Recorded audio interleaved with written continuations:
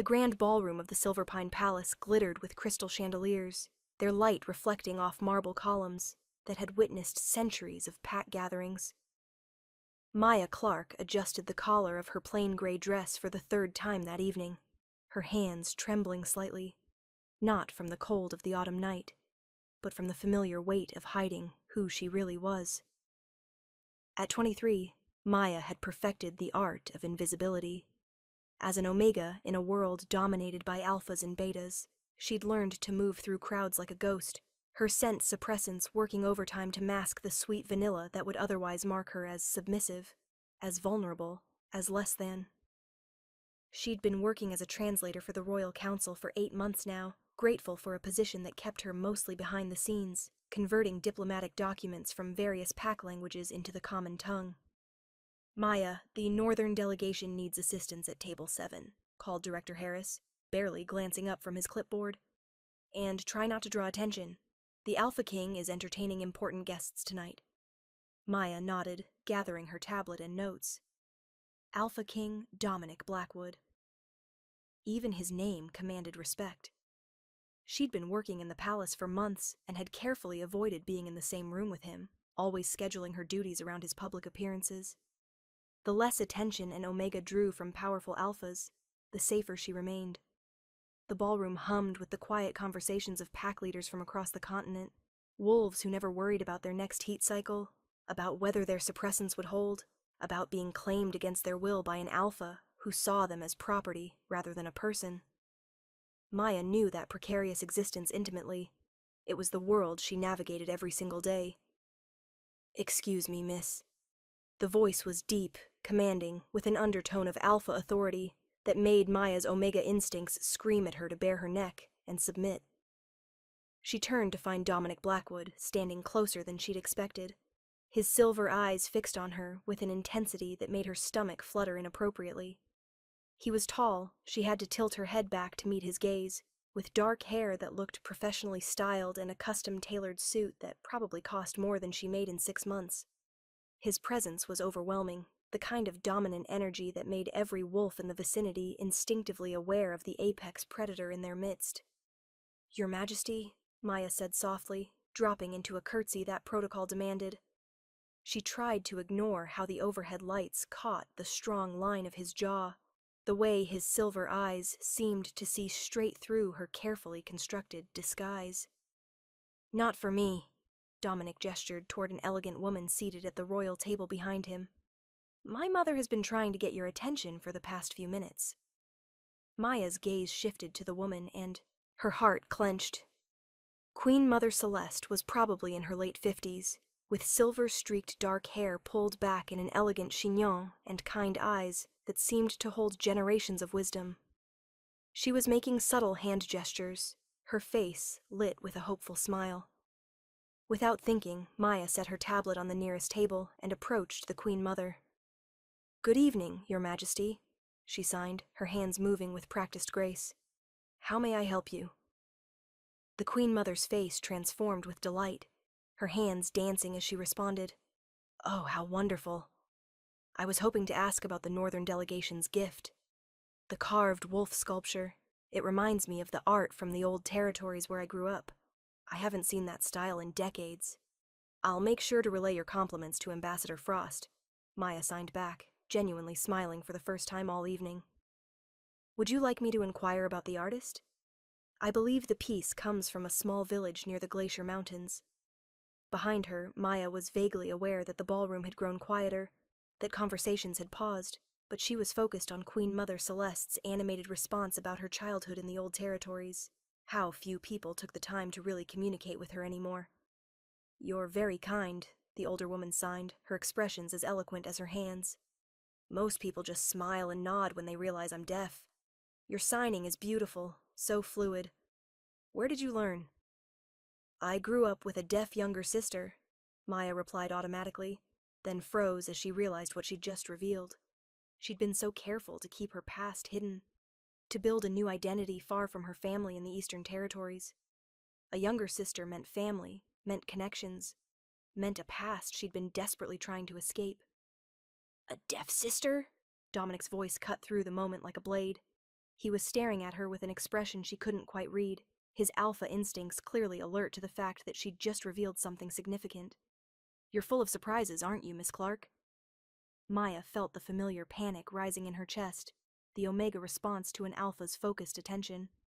She'd been so careful for so long, and now one moment of genuine human connection had cracked her carefully constructed facade. "It was just something I picked up as a child, Your Majesty. Nothing important." "Nothing important?"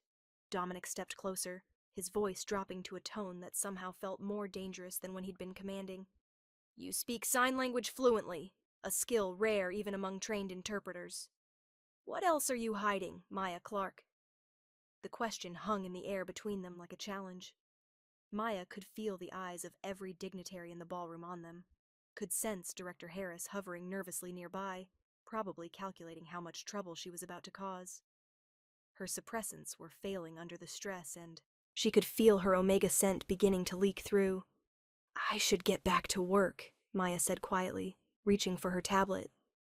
Her hand was trembling visibly now, and she silently cursed her inability to maintain composure under an alpha's scrutiny. "Wait." Dominic caught her wrist, not roughly, but firmly enough to stop her movement. The contact sent an unexpected jolt through her system, a spark of recognition that made her omega instinct sing with dangerous want. She saw something flicker in his silver eyes that suggested he'd felt it too, that impossible pull of a potential bond. "I'm sorry," he said, his voice gentler now, though his hand didn't release her. "That was unnecessarily harsh. My mother doesn't connect with many people. Your kindness means more than you know."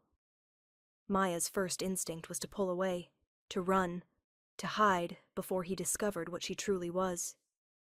But something in Dominic's expression stopped her, a flicker of vulnerability beneath all that power and authority. "Your mother is lovely," she said softly, finally meeting his gaze. "She was telling me about her childhood in the old territories." 4 days later, Maya found herself unable to stop thinking about the interaction with the Blackwoods. She'd expected to be fired for drawing attention to herself, for revealing personal information, for having an omega reaction in front of the Alpha King. Instead, Director Harris had handed her an envelope containing a substantial bonus and a handwritten note on royal stationery. "Thank you for seeing my mother. DB." The Thursday evening gala was smaller than the previous week's event, a more intimate gathering of the inner circle of pack leaders. Maya had tried to request the night off, but Director Harris had insisted she attend. "The Alpha King specifically requested your presence," he'd said, his tone making it clear this wasn't up for discussion. Maya adjusted her dress, another plain gray number that helped her blend into the background, and checked her suppressants. She'd doubled the dose today, terrified of what might happen if the Alpha King scented her true nature. She was reviewing translation documents in a quiet corner when she felt it. That unmistakable sensation of being watched, raising goosebumps along her spine. Dominic stood across the ballroom, his silver eyes tracking her movements with an intensity that made her want to simultaneously hide and move closer. "The Alpha King would like to speak with you in the private library," Director Harris whispered as he passed, his tone making it clear this was not a request. "And Maya, be careful. That family isn't known for their forgiving nature, especially when it comes to deception." With trembling hands, Maya made her way through the marble corridors to the royal library, a room she'd only glimpsed in passing. Floor-to-ceiling bookshelves lined the walls, filled with ancient texts and modern volumes. Dominic stood by the fireplace, still wearing his formal attire, but he'd removed his jacket and rolled up his sleeves, making him look somehow more dangerous, more real. "Sit down, Maya," Dominic said, gesturing to a leather chair near the fire. His tone was polite, but left no room for refusal. "I think we need to have a conversation about who you really are." The library seemed to fade away as Maya sank into the chair, her carefully constructed world beginning to crack. "I don't know what you mean, Your Majesty," she managed, though the lie felt hollow even to her own ears. "Your scent changes when you're stressed," Dominic said, moving to stand near her chair. "Vanilla and something sweeter, something you're trying very hard to suppress." And you flinch when alphas get too close, as if you're expecting violence or worse. Fear coursed through Maya's veins, icy and paralyzing. How had he noticed these things? She'd been so careful, taking her suppressants religiously, avoiding alpha-heavy spaces, building an entire false identity. "I'm just a translator trying to do my job," she whispered. "A translator who speaks fluent sign language," Dominic continued, his voice dropping to an intimate murmur. "A translator who tenses every time Ambassador Garrett enters a room, as if you recognize him, as if you're afraid of him. A translator who's running from something in the Eastern Territories." "You've been investigating me," Maya accused, finding unexpected courage in her fear. The realization should have terrified her more, but instead she felt a strange relief, the exhaustion of maintaining her facade giving way to something almost like surrender. "I investigate everyone who works in my palace," Dominic replied with a slight shrug that did nothing to diminish his intensity. "It's how I've kept my pack safe. But you, Maya Clark, or should I call you by your real name, Maya Winters? You're different. You're hiding something significant." A chill ran through her body as she realized the depth of her miscalculation. He knew her real name.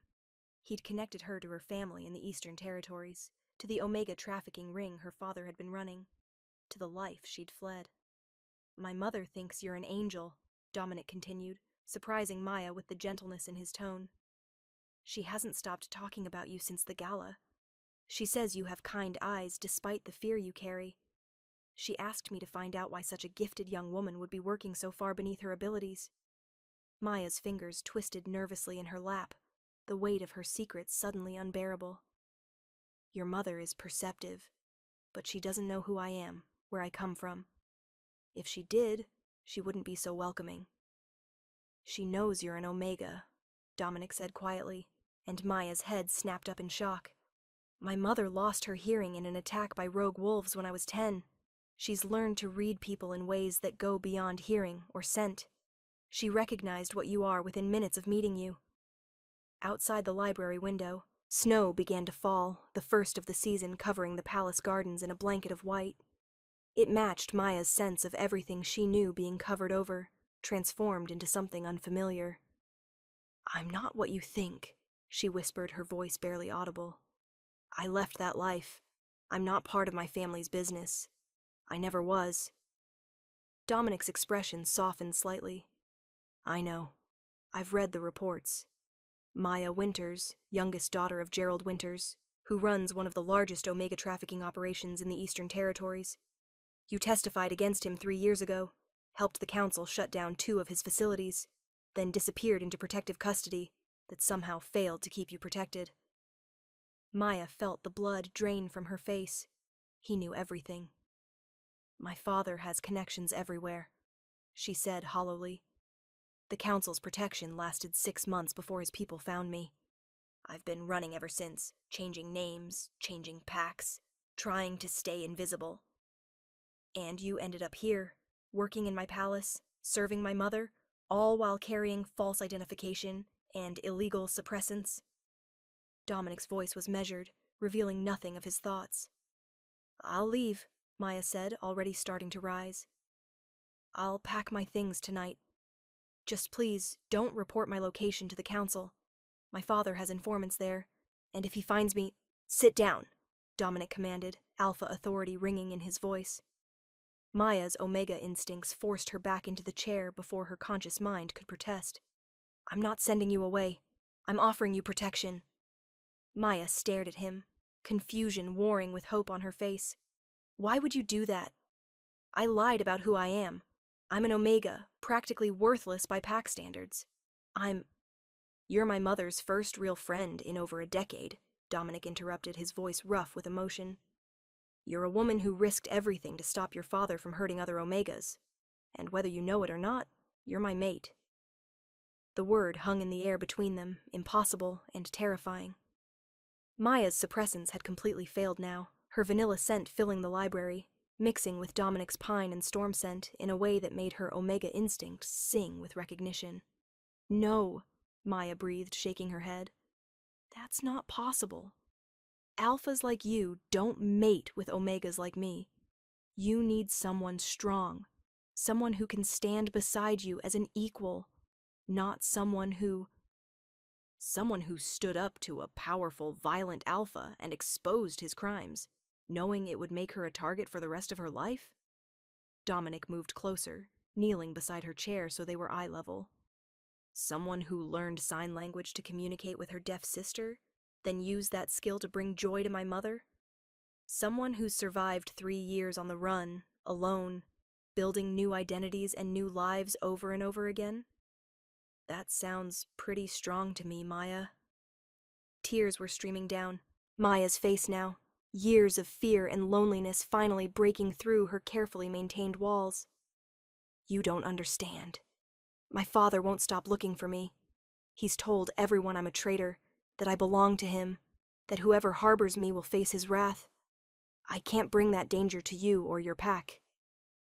Your father's operation has been under investigation by my intelligence team for 2 years, Dominic said, his voice taking on a harder edge. We've been building a case, gathering evidence, waiting for the right moment to strike. But we've been missing one crucial element, someone who knows his network from the inside, his safe houses, his contacts, his weaknesses. Understanding dawned, cold and clear. You want me to help you take him down. I want to give you the chance to finish what you started 3 years ago, Dominic corrected. You saved dozens of omegas when you testified, but your father rebuilt his operation within a year. He's more careful now, more brutal. The omegas he traffics now simply disappear. No trials, no witnesses, no evidence. Maya felt sick, thinking of the girls like her sister, like herself, trapped in her father's network. Even if I wanted to help, I don't know anything about his current operations. I've been gone for 3 years. But you know how he thinks, Dominic said, his hand reaching out to gently wipe tears from her cheek. You know his patterns, his prejudices, his blind spots, and you have something he wants desperately. His youngest daughter, the one who got away, the one who made him look weak in front of the pack community. You want to use me as bait, Maya said, the reality of what he was proposing settling over her like a heavy blanket. I want to give you the choice to fight back, Dominic said, his silver eyes intense. With my pack's protection, with my resources, with my support. You don't have to run anymore, Maya. You don't have to hide. We can end this, together. Before Maya could respond, Dominic's phone vibrated with an urgent alert. His expression darkened as he read the message. Your father's men are in the city. They've been asking questions at the council building, showing your picture. Maya's blood turned to ice. How did they find me? Ambassador Garrett, Dominic said, his voice hard with fury. He recognized you at the gala and reported your location to your father in exchange for a substantial payment. He's been on your father's payroll for years, helping identify and transport omegas across territorial borders. The betrayal shouldn't have surprised her, but it still felt like a physical blow. I need to leave, now, before they track me here and bring trouble to your territory. You're not going anywhere, Dominic said firmly. You're under my protection now, and anyone who tries to take you will have to go through me and my entire pack. You don't understand what you're offering, Maya said desperately. My father has dozens of wolves loyal to him, allies in multiple territories. He'll come for me with everything he has. Good, Dominic said, a predatory smile crossing his face. Let him come. Let him expose himself and his network. We'll be ready. 3 weeks later, Maya stood at the window of the Queen Mother's private quarters, watching the sun set over the palace gardens. The past weeks had been a whirlwind of strategy meetings, evidence gathering, and careful planning. Queen Mother Celeste had insisted Maya stay in the royal wing, in rooms connected to her own, where she could learn more sign language and share stories of their very different childhoods. He's worried about you, the Queen Mother signed, her elegant hands moving with practiced ease. My son doesn't let many people into his inner circle, but you've become precious to him, to both of us. The burner phone Dominic had given her vibrated against the windowsill, displaying a simple message. It's time. Your father accepted the meeting. Tomorrow night. Maya's stomach clenched with a mixture of fear and determination as she showed the message to the Queen Mother. He'll protect you, the older woman signed, her eyes gentle but knowing. Dominic has been preparing for this his entire life, fighting for those who can't fight for themselves. It's who he is. The sound of boots in the corridor announced Dominic's arrival. He entered without knocking, his formal attire replaced by tactical gear, his expression set with grim determination. "We have confirmation," he said without preamble. "Your father is coming tomorrow night with a contingent of 20 wolves. He thinks he's coming to negotiate a price for your return." Maya stared at the tactical map spread across the Queen Mother's table, marked with positions and movements that represented the most dangerous night of her life. "He'll know it's a trap. My father isn't stupid." "He's arrogant," Dominic corrected. "He's been operating unchallenged for so long that he thinks he's untouchable. That arrogance is his weakness." Queen Mother Celeste approached with tea, her movements graceful despite her age. She signed to Maya. "My son rarely lets anyone see him like this, prepared for battle. The last time was when his father died, when he had to fight 3 challengers for the right to lead this pack. Your father demanded this meeting take place on neutral ground," Dominic continued, pointing to a location on the map. "The old warehouse district on the border between my territory and the unclaimed lands. He specified you must be present, alone, unarmed." "And you agreed to those terms?" Maya asked, fear spiking through her. "I agreed to bring you. I never said anything about you being alone or unarmed." Dominic's smile was predatory. "My pack will be positioned throughout the warehouse, hidden, waiting. The council has also agreed to send enforcers. They want your father as much as we do." Maya nodded, her mouth dry. "I need to be the one who faces him first.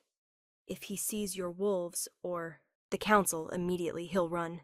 He needs to think he's won, that he's getting me back." "Absolutely not," Dominic said immediately. "It's too dangerous." "It's the only way," Maya insisted, finding strength in a decision that felt inevitable. "He needs to confess, to reveal his network, his contacts. He'll only do that if he thinks he's in control, if he thinks I'm broken and defeated." Dominic looked like he wanted to argue, but Queen Mother Celeste's hands moved in rapid signs. "She's right, my son. The prey must walk into the trap willingly." The warehouse on the border was exactly as Maya remembered from her childhood, a place where her father conducted his darkest business, far from the eyes of civilized pack society. Maya's heart hammered against her ribs as she sat in the passenger seat of Dominic's car, watching shadows move through the broken windows. "Your father arrived 10 minutes ago with 15 wolves," Dominic said, checking updates from his team positioned around the perimeter. 5 more are stationed outside as lookouts." Maya nodded, checking the small microphone hidden in her clothing and the tracking device Dominic had insisted she wear. "Remember, I need at least 10 minutes alone with him. He won't talk freely if he thinks anyone is listening." "I'll be close," Dominic said, his hand lingering on her arm. "If anything goes wrong, if he tries to hurt you or take you, just say the word sanctuary, and my wolves will be there in seconds." "I know," Maya said, her voice steadier than she felt. "But this ends tonight. One way or another, I'm done running." The warehouse interior was dimly lit, smelling of rust and old fear. Maya walked through the entrance alone, her footsteps echoing in the vast space. Hidden throughout the building, she knew Dominic's wolves waited in shadow, along with council enforcers ready to strike. Through the darkness, she could see her father. Gerald Winters stood taller than she remembered, his hair grayer, but his eyes were the same cold, calculating blue that had haunted her nightmares. Surrounding him were his most loyal enforcers, wolves she recognized from her childhood, men who had helped him build his empire on the suffering of Omegas. "Maya." Her father's voice carried across the space, falsely warm. "My darling girl, you've led us on quite a chase." "Hello, Father," Maya said, forcing herself to stand tall, despite every instinct screaming at her to submit to the alpha authority radiating from him. "You wanted to talk, so let's talk." "Talk?" Gerald laughed, a sound like breaking glass. "Oh, we're past talking, sweetheart. You betrayed your family, betrayed your pack, cost me millions in lost revenue and damaged reputation. You're coming home to face proper punishment. I'm not going anywhere with you, Maya said firmly. Those days are over. Gerald's expression darkened. You think that Blackwood Alpha can protect you? He's already agreed to hand you over in exchange for exclusive, trading rights through the Eastern Territories. Alphas always choose profit over some Omega slut. The words were designed to break her, to make her doubt. But Maya had heard Dominic's promises, had felt the mate bond growing between them. You're lying. That's what you do, Father. You lie. You manipulate. You destroy anyone who threatens your control. I taught you everything you know about survival, Gerald said, moving closer. About reading people, about understanding power dynamics. You should have used those skills to serve the family, not betray it. You didn't teach me survival, Maya countered, her voice growing stronger. You taught me fear. You taught me that Omegas are property, that we exist only to be bought and sold. My sister taught me survival. She taught me that we deserved better, that we could fight back. Your sister was weak, Gerald spat. Just like you. Just like your mother was before I broke her. My sister was brave, Maya said, tears streaming down her face. She killed herself rather than be sold to that alpha in the Northern Territories. She was 14 years old, Father. 14! And you didn't even mourn her. You just found another Omega to sell in her place. Sentiment is expensive in our world, Gerald said coldly. I gave you both shelter, food, protection. Everything I did was for the family's prosperity. You gave us hell, Maya whispered, and now it's over. What happened next unfolded in a blur of motion. Gerald lunging forward, trying to grab Maya. Her shouting, "Sanctuary!" Dominic and his wolves pouring from the shadows, surrounding Gerald's men. The council enforcers blocking every exit. Gerald Winters, Dominic's voice rang with alpha authority. You're under arrest for Omega trafficking, conspiracy, murder, and about 50 other charges that are going to keep you locked away for the rest of your miserable life. Gerald struggled against the wolves restraining him, his eyes blazing with fury as he stared at Maya. You think this changes anything? I have allies, connections. I'll be out within a month, and when I am, you'll pay for this betrayal. No, Maya said, stepping forward with Dominic at her side. You won't. Because every Omega you've ever trafficked, every family you've destroyed, every contact in your network, it's all been documented. The council has everything they need, including my testimony. 6 months later, Maya stood in the palace gardens, watching Queen Mother Celeste teach sign language to a group of rescued Omegas who had been victims of trafficking rings across the territories.